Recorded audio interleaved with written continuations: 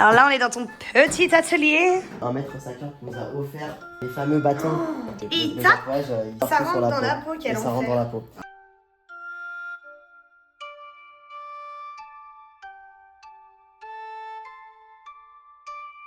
Bonjour à tous et on se retrouve aujourd'hui sur la voie d'Olivia. Aujourd'hui, je vous emmène dans le monde du tatouage et nous nous donnons rendez-vous à Maison Nakama.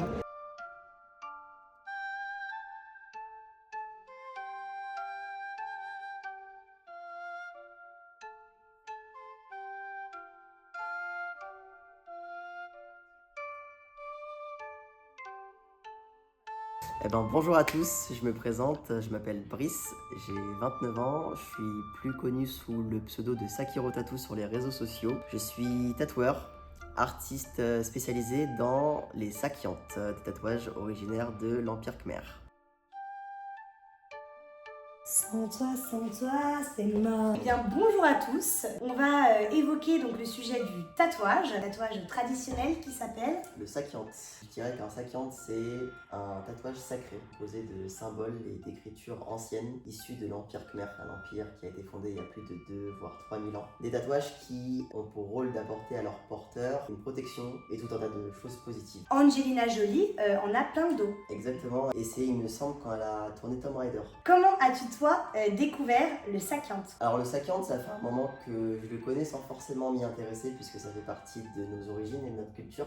Avec mon frère, on est cambodgien, indien côté Asie et français côté Europe. On a toujours vu ce type de tatouage sans forcément s'y intéresser. C'est qu'en grandissant que mon frère, lui, a pu se pencher sur le sujet en devenant tatoueur et en voulant surtout apporter sa touche de culture. Donc voilà, c'est comme ça que lui a découvert le sakiante et c'est donc par lui que moi-même j'ai découvert ça. Génial, on est en lien avec les questions, on est connectés. La prochaine question c'était qui t'a appris cet art et comment se transmet-il? Donc qui t'a appris, c'est le grand frère. C'est ça. Mais comment il se transmet? Il n'y a pas vraiment de chemin préécrit pour transmettre l'art du sakiante. Mon frère, lui, a appris via notre famille. Il est parti aussi au Cambodge pour suivre des enseignements, mais a surtout continué en France avec des moines à être accompagné sur la réalisation de ce sakiante. La première étape, sachant que lui, c'est un peu l'initiateur des sakiantes en France, c'était de demander aux moines est-ce que c'est possible, tout en suivant bien entendu les instructions des moines sur les différentes méthodes et manières de les réaliser. Tout en sachant que du coup il y a la partie bénédiction. On ne peut pas nous-mêmes, car on n'est pas maître sakiante ni moine, réaliser ces bénédictions. Donc on a régulièrement des journées de bénédiction, c'est comme ça qu'on appelle ça, où des moines se déplacent directement dans notre salon. Combien de temps faut-il pour apprendre à pratiquer, on va dire, correctement le sakiante? Pour ma part, ça fait 1 an. Tout dépend de la personne. Okay. Mon frère, ça fait un peu plus de 10 ans qu'il fait du sakiante, donc il est très rodé. Le sakiante, il y en a des milliers et des milliers. Okay. Je dirais qu'il faut des années, et voire même des dizaines d'années pour pouvoir les maîtriser vraiment. Quel a été le premier sakiante que tu as réalisé et comment ça s'est passé un petit peu? Alors le premier sakiante que j'ai réalisé, alors je me suis beaucoup entraîné sur de la fausse peau, mais le premier que j'ai réalisé sur un cobaye, c'était sur mon cousin, le 5 lignes, donc le Hattiu, le sakiante le plus populaire aujourd'hui puisque c'est le premier qu'Angelina Jolie a réalisé. Ok, ouais. Mais c'est aussi le plus populaire parce qu'il est très complet, il est composé de 5 prières. En ligne là, c'est ce qu'on voit? Exactement. D'accord, c'est des prières à la verticale en fait. C'est ça, 5 lignes qui représentent 5 prières avec des protections différentes. C'est quoi les 5 prières? C'est protection, santé, c'est quoi? C'est un peu plus détaillé, alors après, les prières qu'on a, elles ont été créées par des moines. On ne peut pas les modifier. Protection du domicile, de la famille, le karma, ok, le karma. Oh, waouh! Est-ce que tu ressens, toi, en tant que tatoueur sakiante, une responsabilité particulière quand tu tatoues? Une grosse responsabilité, aussi une grosse fierté de pouvoir le faire. Le fait de pouvoir tatouer des sakiantes sur des personnes qui ne sont même pas forcément bouddhistes, c'est ancré sur ces personnes-là, pouvoir faire perdurer notre culture aussi longtemps que possible et directement en France. Eh bien, la première partie est terminée, donc aux États-Unis. Alors, hop. On est beau!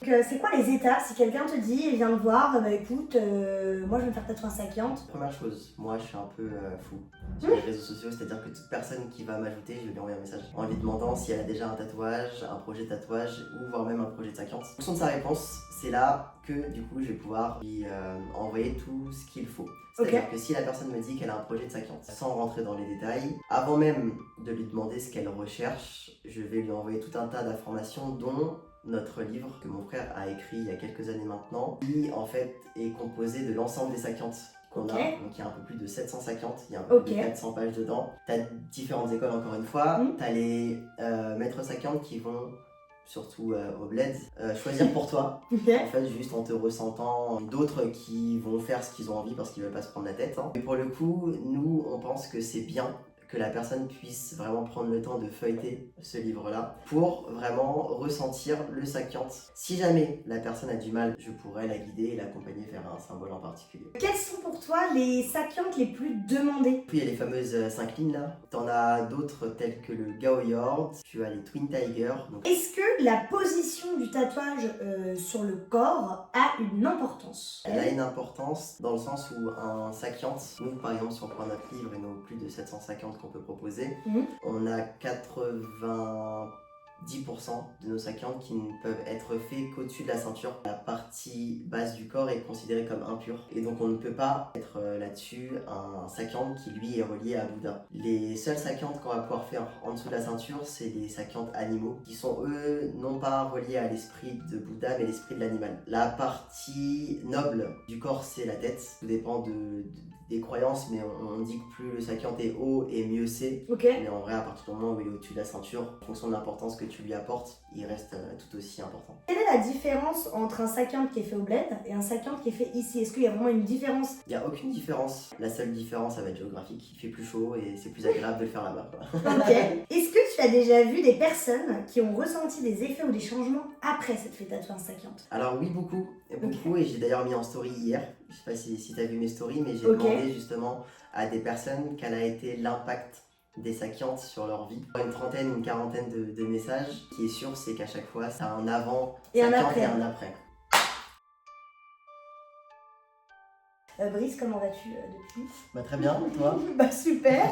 Est-ce que la douleur d'un sakyant est différente d'un tatouage classique ou t'as toujours aussi mal, peu importe? La douleur, c'est vraiment en fonction des gens, en fonction des zones, en fonction des tatoueurs. Pour le coup, une personne qu'on va tatouer sur les côtes, qui est réputée pour être une zone sensible, va être rien du tout pour certaines personnes qui vont même s'endormir. Et que ce soit un sakyant ou un autre tatouage, pour le coup, non. Il n'y a aucune différence, si ce n'est peut-être la signification derrière. C'est que les gens, ils font un sakyant. Quand ils passent par nous, ils savent pourquoi ils le font. Hein. Comme on disait, c'est pas juste esthétique. Il y a des règles avant de se faire tatouer. Il faut pas fumer, il faut pas boire d'alcool. Pareil pour le sakyant. C'est exactement pareil. C'est la même chose. Que penses-tu des personnes qui se font tatouer comme ça, par effet de mode, sans connaître la signification du sakyant? Vraiment aucune opinion. Je peux pas en vouloir à la personne. Plus entre guillemets de la tristesse parce que je me dis que cette personne-là, c'est quand même un minimum intéressée à ce symbole-là. Donc il aurait dû être bien renseigné et bien accompagné par un professionnel qui lui-même s'y connaît. T'as beaucoup de tatoueurs qui font ça. T'as beaucoup de tatoueurs qui font ça parce que comme on disait, c'est quelque chose de très spirituel. Les gens en France sont très spirituels aujourd'hui. Il y a beaucoup de demandes, donc t'as pas mal de tatoueurs qui vont un peu se lancer là-dedans, histoire d'arrondir les fins de mois. Et encore une fois, on peut même pas leur en vouloir. Quel est pour toi le sakyant que tu trouves le plus puissant? Ils sont tous différents, ils vont tous toucher des choses complètement à l'opposé. Et si je devais en choisir un en me disant c'est le sakyant le plus puissant, je verrais même pas lequel je pourrais choisir. Est-ce que tu nous emmènerais pas faire un petit tour là où tu tatoues pour nous expliquer un petit peu rapidement? Allez, ça te va? C'est parti. Alors là, on est dans ton petit atelier. Donc c'est là qu'on réalise l'ensemble de nos tatouages. Une table, et en fait une table de massage. Un petit oreiller pour avoir un minimum de confort malgré la douleur des tatouages. Et puis ensuite tout mon matériel. Donc je pourrais même pas tout sortir parce que pour le coup il y en a vraiment beaucoup. Mais là j'ai sorti ce qu'on utilise du coup pour faire coller. Je regarde quelques-uns pour les guides détails. Ça c'est ce qu'on va utiliser pour coller le stencil. Donc ce que je t'ai dit tout à l'heure sur la peau des gens. Donc c'est ce qui va permettre au carbone en fait de se coller directement sur la peau. À l'encre, c'est ce que je mets directement sur les tatouages. Et la fameuse machine du coup qui nous permet de tatouer. Donc juste à ajouter une de ces aiguilles super silencieuse par rapport aux machines qu'on pouvait avoir avant. On est revenu du Cambodge avec quelques souvenirs puisqu'un maître sakyant nous a offert les fameux bâtons qui permettent de tatouer à la traditionnelle, qui est en une seule pièce. On a juste en fait un petit bout en métal à ajouter. Et une aiguille en fait. Et le ça oui, non, c'est comme ça, d'accord. Ce que j'allais dire, donc c'est coup par coup. Et ça rentre dans la peau, et ça rentre dans la peau. Et j'ai la version que moi je vais utiliser du coup, et mon frère aussi, tout en métal. on monte comme ça. Un stylo plume. C'est un peu plus agréable puisque tu n'as pas en fait toute la longueur et tout le travail au niveau des épaules. En fait, tu vois, ça peut être assis même si la personne est là et puis voilà. Alors pour le coup, c'est un peu plus lourd aussi, Ok. donc c'est un peu plus puissant. Inaccessible, un jour tu verras.